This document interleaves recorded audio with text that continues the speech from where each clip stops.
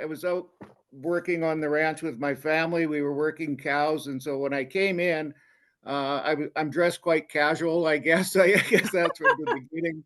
Um, but when I recorded, I stood in front of my iPhone and talked about cows for 2.5 minutes, and there is no reference to cows in this video.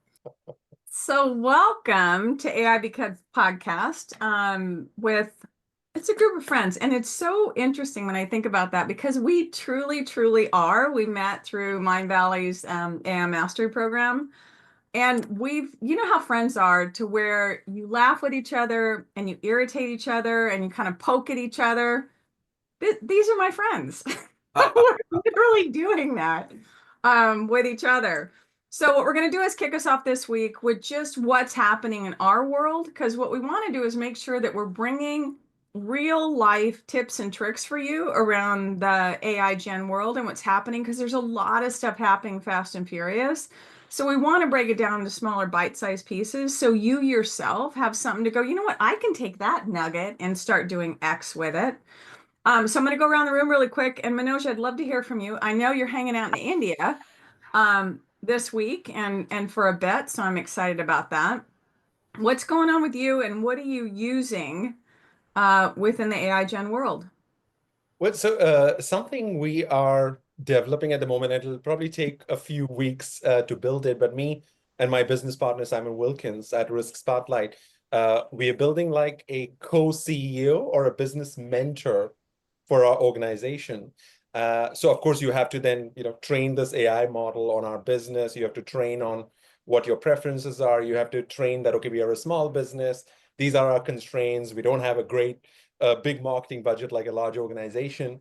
And then the objective is that when then we need help on growing our business, we can ask this co-CEO, which will be an AI model, or a mentor for our business, and then it'll be used for brainstorming. So that's an interesting experiment we've embarked on. Some initial results are good, but we still need to fine tune so that it fully understands our business, it fully understands our organization. And I'm assuming at some stage every small and medium business owner will need an AI partner. They can brainstorm ideas with. So I'll keep everybody posted on how we get along over the next.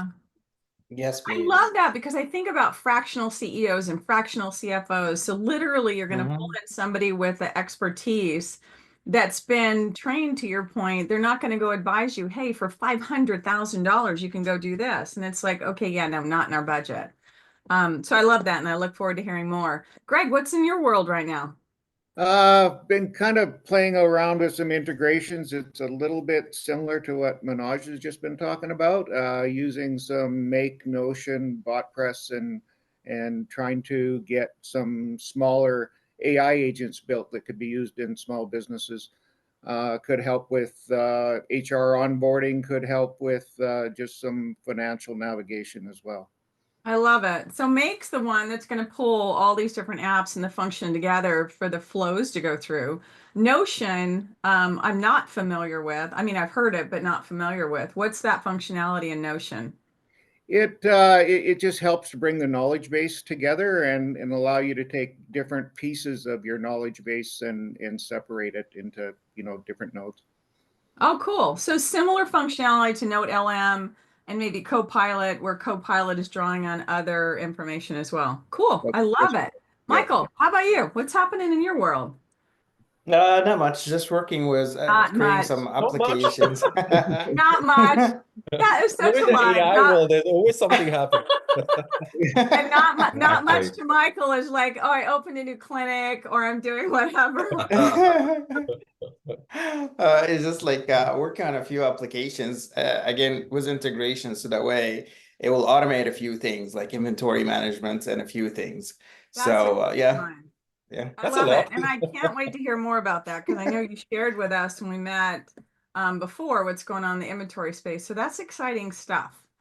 How about you, Steve? Well, I think for me, the thing that's probably most surprising is I've almost completely ditched Google search. So I'm probably using it at most. What is Google search? What is that? Exactly.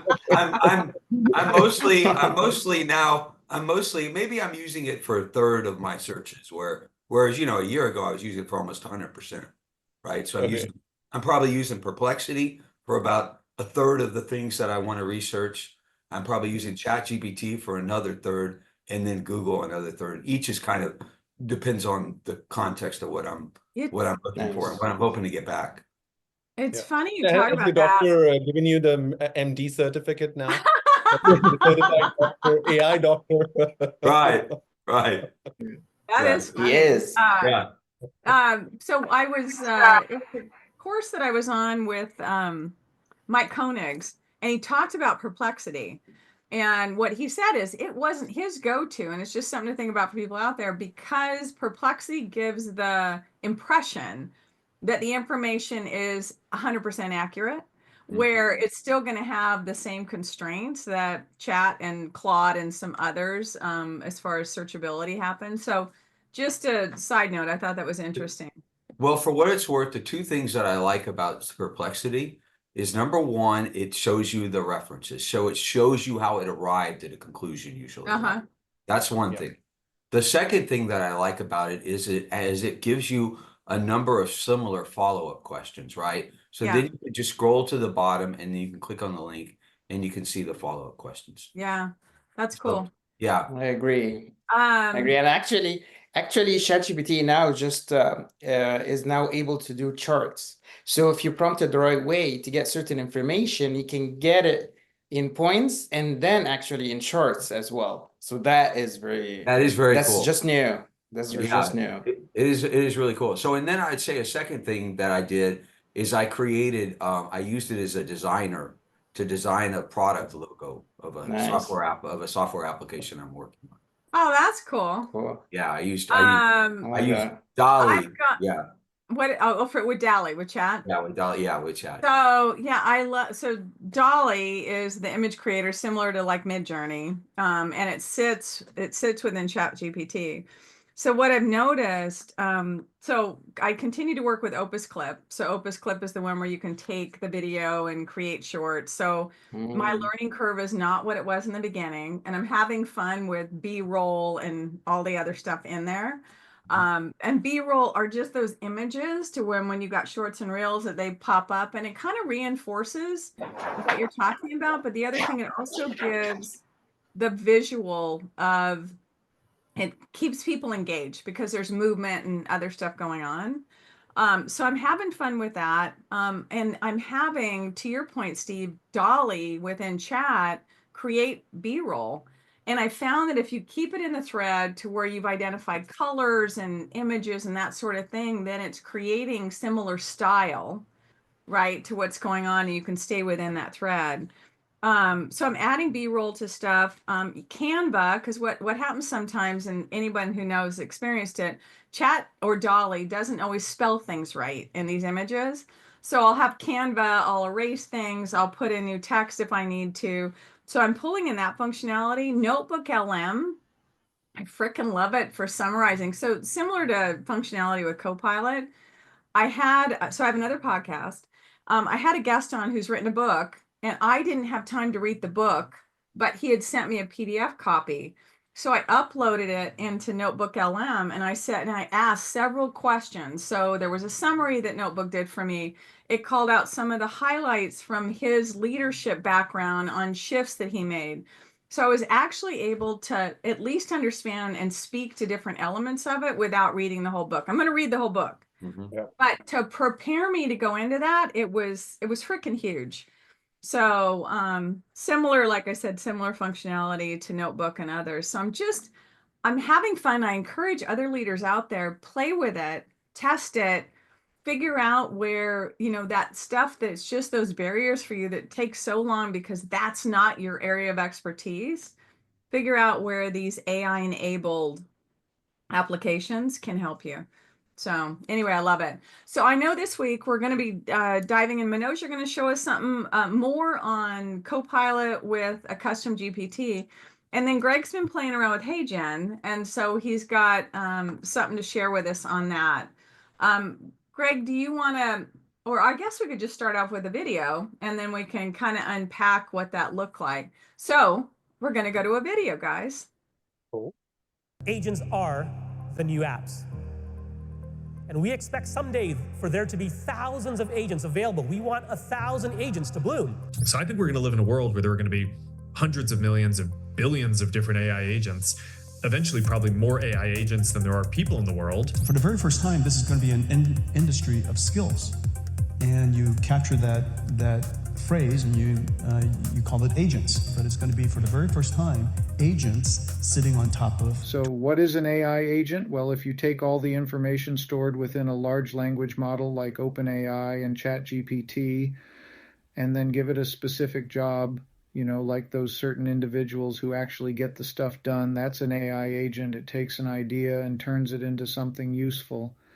An AI agent understands what you want to accomplish.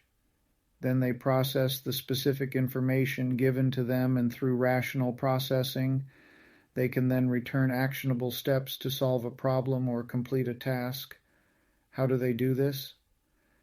Developers give complete instructions by means of background data and prompts which give guidance to the AI agents. These outlines can give specific rules for certain inputs. More broad queries may require a process of interaction to narrow down the scope of the response. This is accomplished through an interface and a workflow. The front end of the interface may be a chatbot or only a button. The back end of the interface is the workflow which receives the trigger or command. This trigger passes through the multiple nodes with distinct assignments to direct the flow of information. This might be extracting data from a corresponding knowledge base or collecting data for a specific purpose. The agents make decisions based on the original instructions provided and follow up by completing the task required. Ask a question or give a command.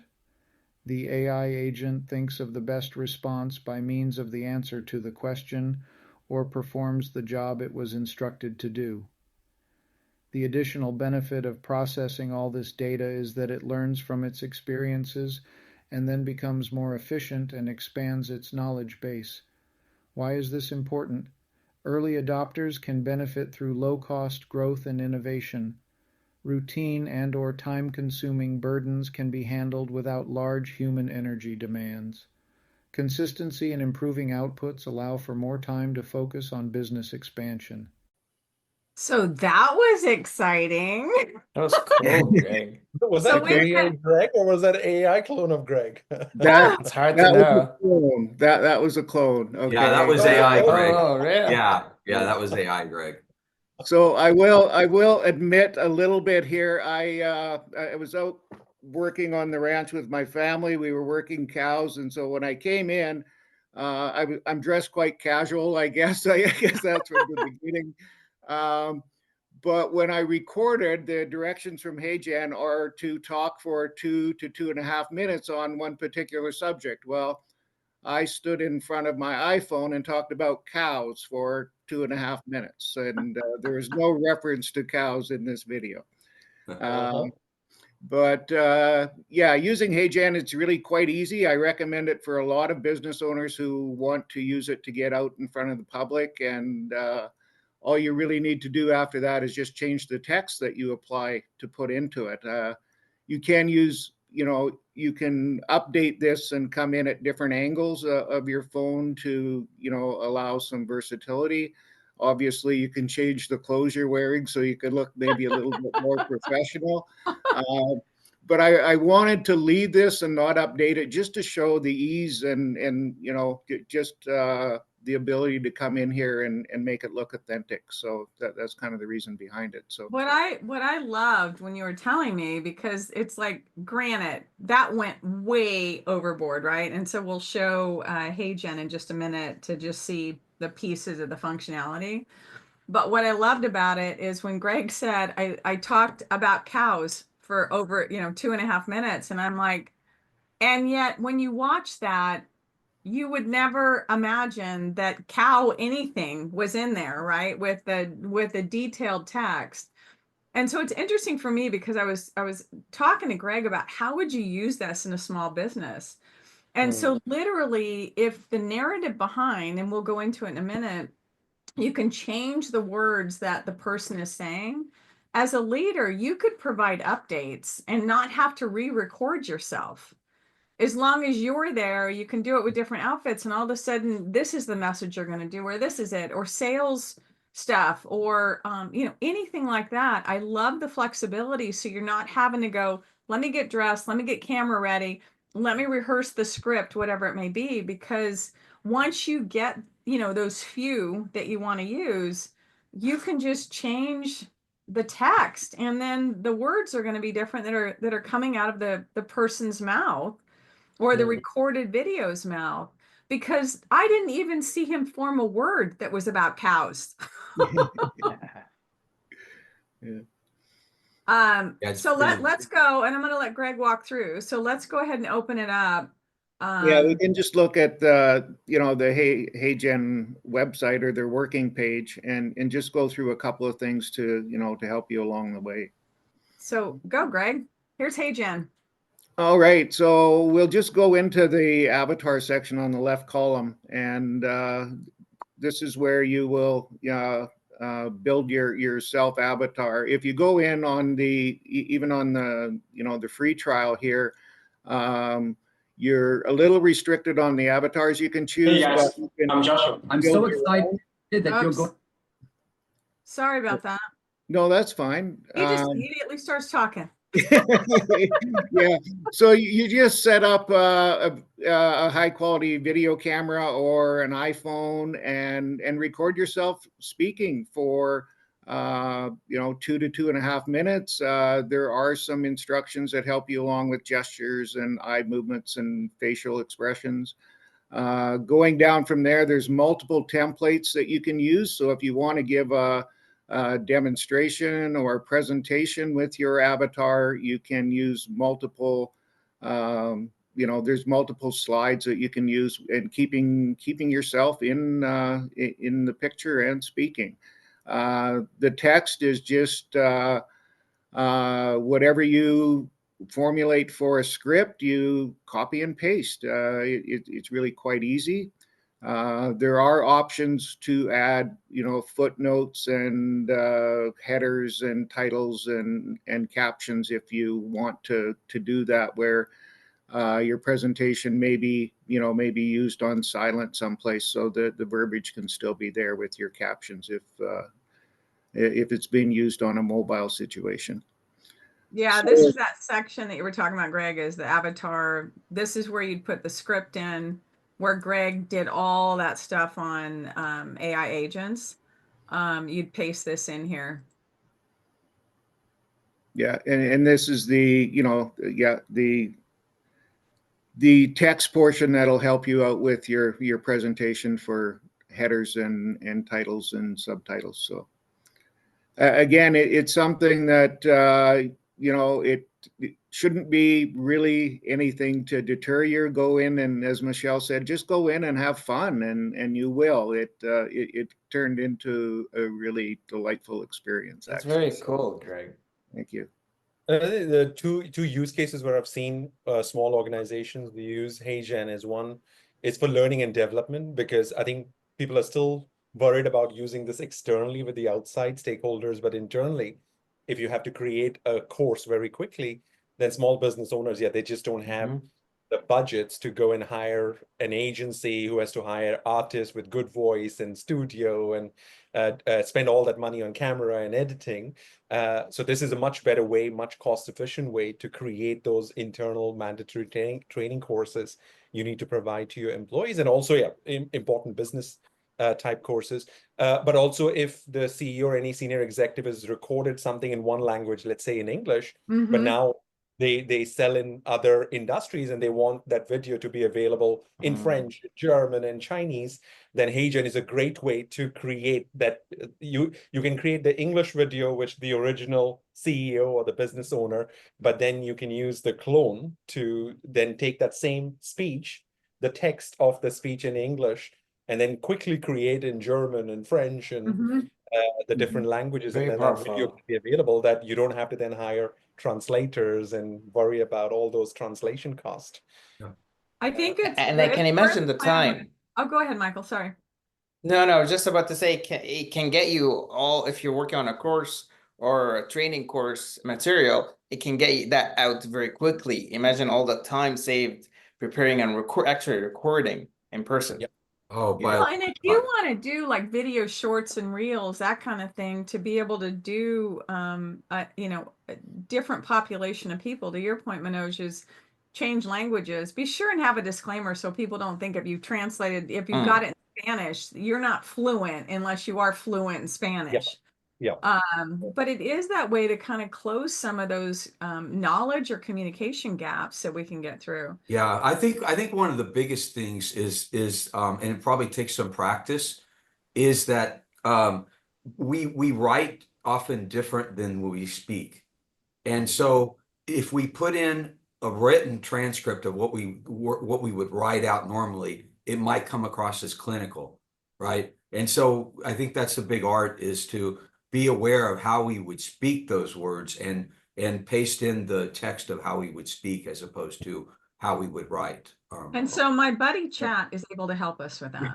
Yes. So you could put your clinical text in there and say, Chat, please update this to how I would speak these words and not write these words. Yes, but I will say, after all this discussion, I still want to hear the cow video. Yeah.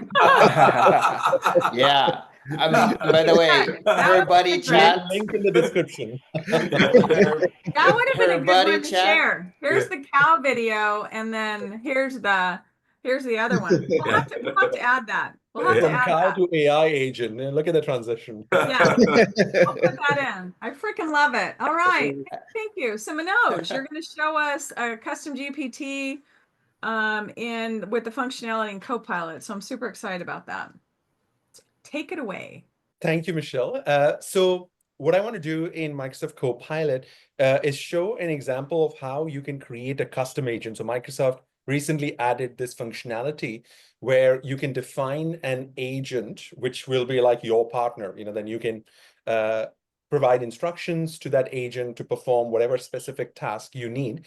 And to show this example, I have created an image partner. So because to create image, I need to write the prompt, but not everybody is going to be good at writing the prompts AI needs to be able to create images. So that's where I have created this image partner agent, where I can give the concept I want to communicate, and it will write the prompt, the detailed prompt, and then I can use that prompt to create the image. So if I say that launch, so if I give a prompt saying launch of a new strawberry cake. So we'll stick to our get us hungry again. Is that the point? Our Cambria Crumbs example, bakery. So if we are a bakery and I have created this, I'm, let's say, part of the marketing team, and we're launching a new strawberry cake. So I can just say that, yeah, we're launching a new strawberry cake. So give me an image I can use on the website, in the product brochure. Around that. So if I submit that, then based on the instructions I have given in the background, it is first going to write the prompt. So this is what it has given me, 3 examples of a prompt. So you can see it's saying a hyper-realistic close-up shot of a strawberry cake showcasing its layers, fresh strawberry on top and glossy glaze. So without this partner, I would have to write all that text, and not everybody is going to be good at writing these prompts, because they're quite comprehensive, that you need to cover quite a lot of details, and a normal marketing salesperson, normal business person will just never be able to get to that level where they learn and they understand all the aspects of prompt engineering. And that's where we can then give that job to AI, saying, okay, I know what I want from a concept perspective, you do the job of writing those prompts. And then you can also give instructions. So if in this case, let's say I want an image which represents the second prompt, then I can just submit 2, and then it will create an image based on that prompt. So I have also provided that as an instruction to this AI agent. Oh, and it let you know you made a great choice. Absolutely. Great choice, Manoj. And this is, it takes. Okay, well, so and you know what I noticed in the prompt that you had done, each of those prompts had the brand colors that you specified for your organization as part of that knowledge. Absolutely. Just a very modern household with a strawberry cake. Yes. Yeah. So that sort of is where then, it comes with 4 images. So you can then see those images And if you like any of those images, you can download. Yeah, so I've provided all the branding colors Yeah. of a bakery. So it then incorporates, it'll create, everything will be incorporated. The branding colors will be incorporated into the prompt. And then if you want to create an image, because then you can create an image of all the 3 prompts and then pick from those. So for each prompt, it creates 4 images. So if you just type the number, it can then go and create 12 images. And then you can pick one from that to use on your website or product brochure or any other marketing collateral. So that's a quick example of an agent where you can provide instructions. And if I just show what this looks like in the back, so you get an idea, I click on agents, because it is relatively straightforward, but it just needs some guidance. So this is where we cover this into our Microsoft Copilot course. So we provide a 3-hour Microsoft Copilot course for small and medium business owners and employees. So as part of that course, we can teach you, the basics of how to create these sort of agents for specific use cases. So this is where I've given the instructions. It is following. Where it'll generate a prompt of 50 words. I'm saying the images have to be professional. So there is a lot here. So I'm not going to go through the whole instruction, but that is also a skill of how do you actually give instructions. And what we have also given here is we have given a attachment, because if you have some good examples of prompts you have created already, then you can utilize. Okay. It's not allowing me to scroll. Come on. It's okay. Oh, okay. There it goes. It was sleeping. Okay, so something you can also do here is you can attach a PDF file. And in that PDF file is where I provided examples of good prompts. So it can then learn from those prompts which have worked for you in the past. So it doesn't have to start learning from scratch. So if you include 8-10 examples of prompts, which you can then find on the internet, we can help you with those prompts, which then that they work for your business. Then you can attach that, and it'll use those as a starting point to generate any new prompts. So that is how simple and straightforward it is. But of course, it's only simple. What I love is what it also said in the knowledge Manoj is you could actually link to the SharePoint. So if you have all your branding information or company information that you wanted to pull from, you don't have to put it just in this custom GPT, but literally you could link to, because it's in Copilot, to that SharePoint. Yes. So it's going to reference the body of knowledge that sits on that if that's where you keep your stuff. Absolutely. Where it gets updated too. Yep. So you can update one area and it'll update everything. Yeah, I love that. Yeah, absolutely. So that's an example of an agent, and then we will demonstrate other examples like this. But this can be a great tool for marketing or sales teams who need to then create professional images, and then the agent can take care of the branding color, make sure the images are professional, make sure if humans are included, diversity and inclusion aspects are also incorporated in the images you create. So you don't have to worry about all that when you're trying to create an image. You just give the concept you have in mind, it'll go and do the hard work of writing those detailed prompts for you. Yeah, I love it. Cool stuff. Cool stuff. I just think about that, and I think about this functionality because I'm comparing in my head Notebook LM, which sits on Google's end of it, and then Copilot, which is Microsoft. Google, even though they have the opportunity, because you can bring in docs from the Google Drive, you can't link. And I think that's a huge miss, and I'm just not understanding. So Google, get with the program, people. Get with the program. Yeah. And then I'll just give a plug then here for our 3-hour Microsoft Copilot training. So that is something that we have created for small and medium-sized business owners and their employees.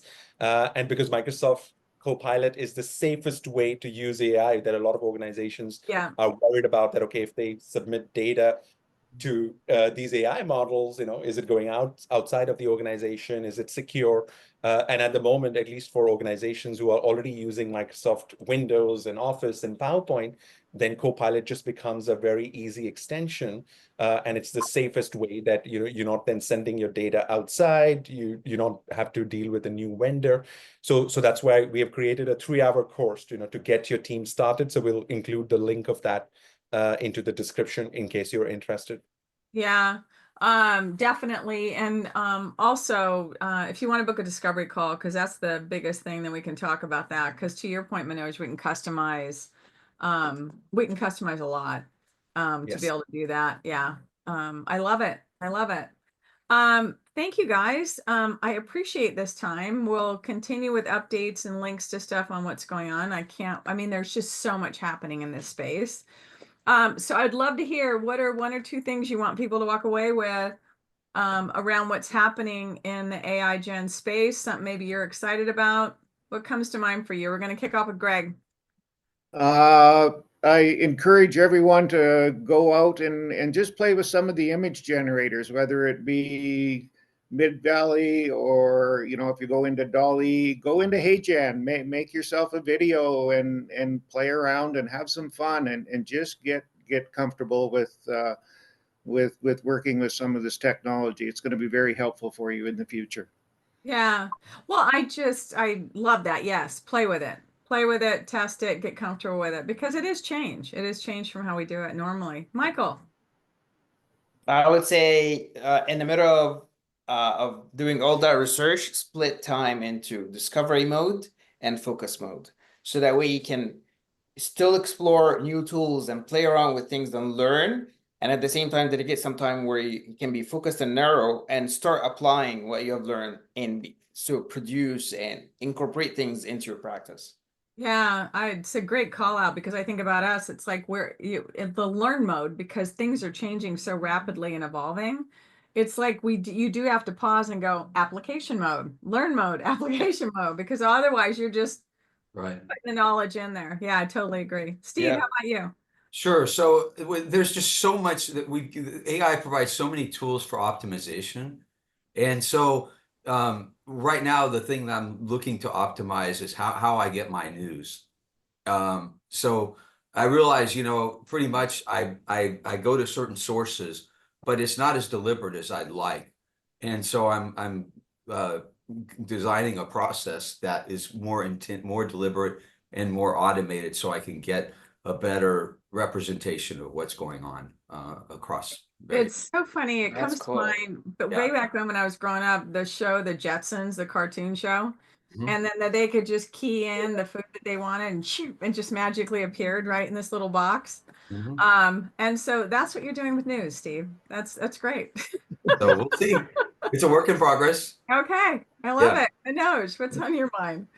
Yeah, no, so I would emphasize that what we are advising small and medium businesses, because AI is huge and there is so much change that for small and medium businesses, it can be overwhelming, you know, trying to learn and trying to figure out what to do. So my advice is just pick one or two use cases which are difficult today, and let's try to solve them by using AI. So don't try to learn everything and then you think about, okay, how do I apply it? If you have a particular challenge that, let's say, responding to customer complaints is taking a lot of time, then, you know, let's see if AI can solve that. Identify one or two use cases which are very time consuming, which requires analysis of and collection of a lot of text data, because that's what generative AI tools, they love text data. If you're collecting a lot of numbers, they're still not good with numbers and maths type problem, but they're definitely good at, like, if you're getting a lot of customer feedback, if you're doing customer surveys, if you're doing market research, and it's taking a lot of time to analyze and consolidate that. If you're preparing a lot of proposals or you are receiving a lot of proposals from vendors and you need to do due diligence on the vendors, there's a lot of text involved in doing that sort of due diligence. So that's what I would advise, that pick one or two business problems and then see if AI can solve. So if something takes 200 hours today, can AI reduce that to maybe 50 hours? Because then, it's a success. If it reduces from 200 hours to 190 hours, it's not a success. It's not a good use case. But we think that, you can easily get like 100% productivity is easy if you pick the right use cases. So AI cannot solve everything. So you need to pick the right use cases. And then, you know, if you have the right advice, then, you know, in 2-3 weeks, you are able to solve these, that these don't have to like multi-year projects, that the technology is so good that in 2 or 3 weeks, you can start seeing results around those use cases.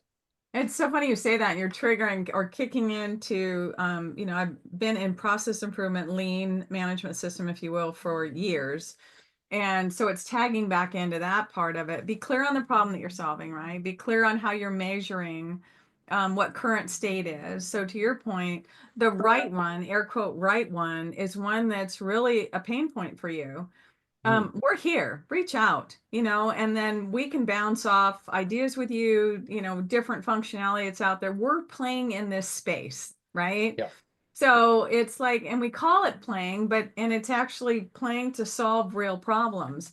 So reach out, we can be your thought partner, as chat is my buddy, and figure out what makes the most sense, because you're absolutely right, AI is really good at pattern recognition.